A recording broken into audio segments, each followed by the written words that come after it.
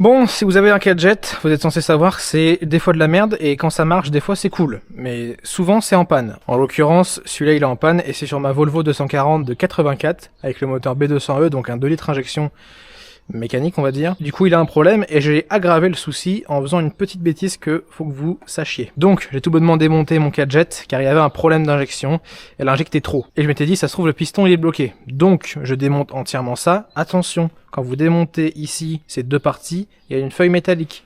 Personnellement, un quart d'heure après le démontage, la feuille s'est soulevée et il y a 4 ressorts dans ce système, du coup un ressort par nombre d'injecteurs qui correspond aux buses. Ces petits ressorts-là, ils sont barrés avec les rondelles du coup qu'il y a. Et les rondelles, normalement, sont tarées à une certaine épaisseur, il me le semble. Et donc, si vous les inversez, il y aura peut-être un petit problème au niveau du débit d'injecteur, enfin du débit d'injection plutôt par cylindre, par injecteur. Donc, après avoir démonté tout le système et avoir perdu du coup tous les ressorts, j'ai nettoyé au VD40. J'ai pris ça avec la petite buse, c'est hyper cool.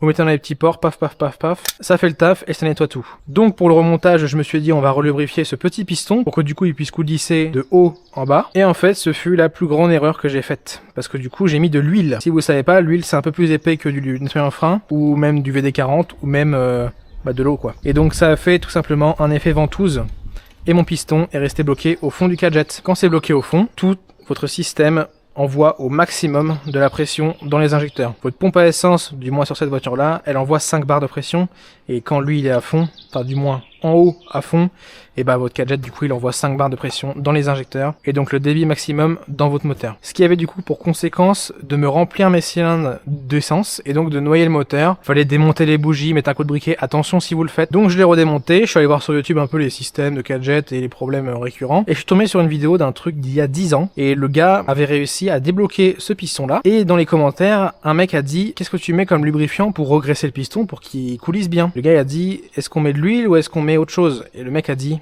jamais d'huile.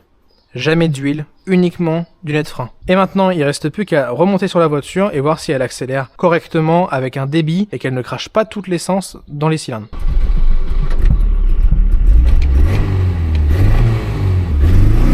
Ah, c'est pas mal, cette histoire.